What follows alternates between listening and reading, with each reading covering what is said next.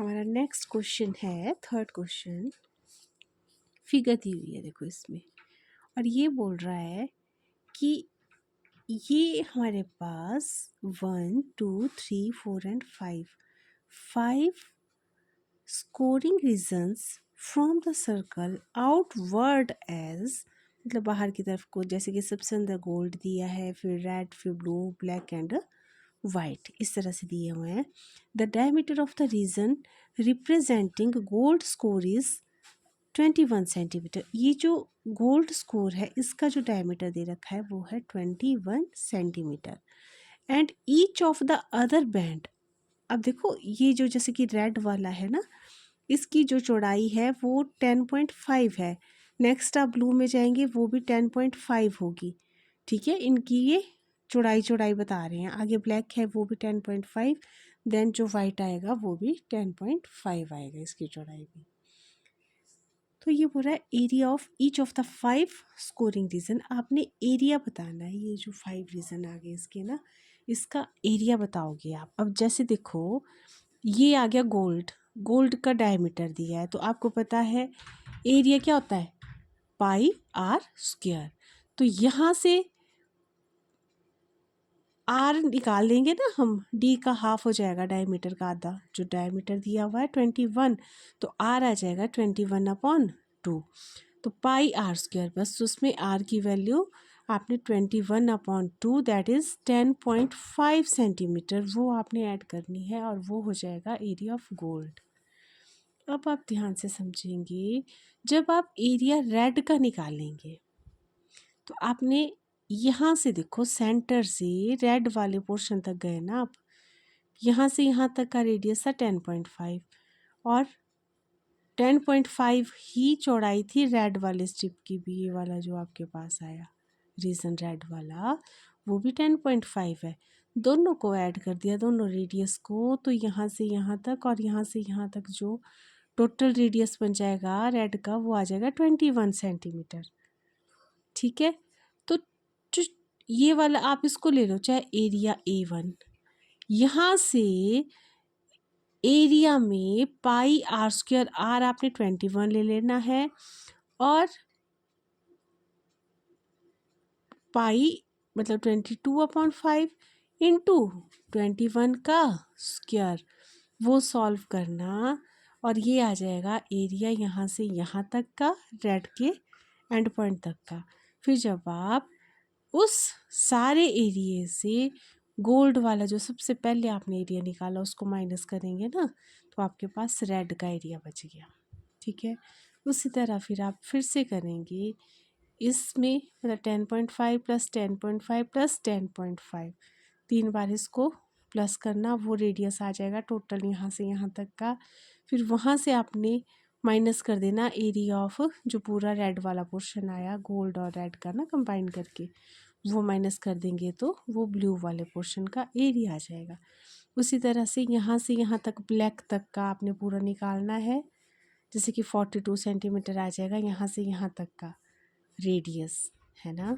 तो पाई are square मतलब कि 22/7 इंटू 42 का स्क्वायर, वो सॉल्व करने के बाद उससे आप माइनस कर दो कि यहाँ से ये ब्लू के एंड तक का जो इससे पहले जो आपने एरिया निकाला होगा वो वाला एरिया, और वो आ जाएगा ब्लैक के एरिया के बराबर। ठीक है, इसी तरह आपने ये क्वेश्चन कर लेना है।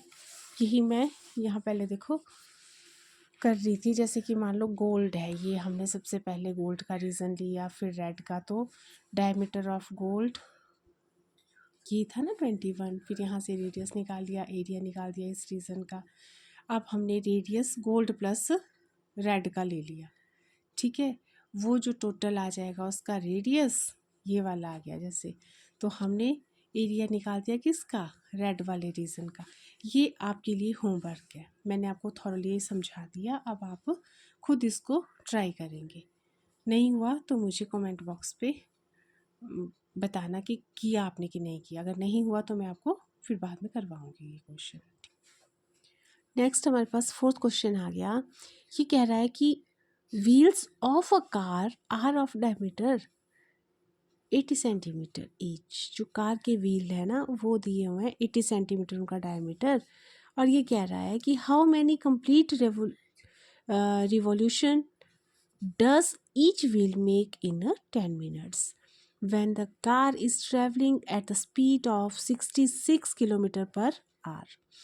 अब देखो आपने निकालना क्या है कि अगर कार का जो व्हील है उसका डायमीटर 80 सेंटीमीटर है तो वो एक कंप्लीट चक्कर जो लगाएगा ना 10 मिनट्स में, वो कितनी बार वो टायर घूमेगा, मतलब ठीक है, जब वो इस स्पीड से 66 किलोमीटर पर आवर की स्पीड से जो है वो कार जो है चली हुई है।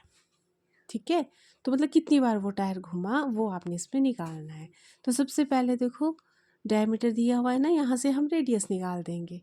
और अब देखो ये मैंने अभी सॉल्व किया कि अगर आपके पास डायमीटर ऑफ द व्हील है, देखो ये दिया हुआ 80 सेंटीमीटर है ना, तो यहाँ से रेडियस निकल गया इसका हाफ, दैट इज़ 40 सेंटीमीटर। अब सरकमफ्रेंस ऑफ द व्हील, क्योंकि वो पूरा चक्कर जब काटेगी तो वो एक पूरा जो घुमा हुआ वो उसको क्या बोलेंगे, सरकमफ्रेंस कहते हैं ना। तो सरकमफ्रेंस उस व्हील की जो आएगी वो आ जाएगी 2πr, मतलब कि ये वैल्यू पुट कर दी, पाई की 22/7 होती है, आर हमारे पास 40 सेंटीमीटर आ गया। इनको मल्टीप्लाई किया, सॉल्व करके आ गया ये आपके पास 1760/7 सेंटीमीटर। अब देखो ये दे रखी है आपके पास स्पीड ऑफ द कार थी 66 किलोमीटर पर आवर, मतलब कि 1 घंटे में वो 66 किलोमीटर चल रही है। अब ये मीटर पर मिनट, अब इसको सेंटीमीटर पर मिनट में चेंज किया, मतलब कि 100 सेंटीमीटर का 1 मीटर होता है, तो इसलिए इसको 100 से मल्टीप्लाई किया और ये सेंटीमीटर में चेंज हो गया। क्लियर?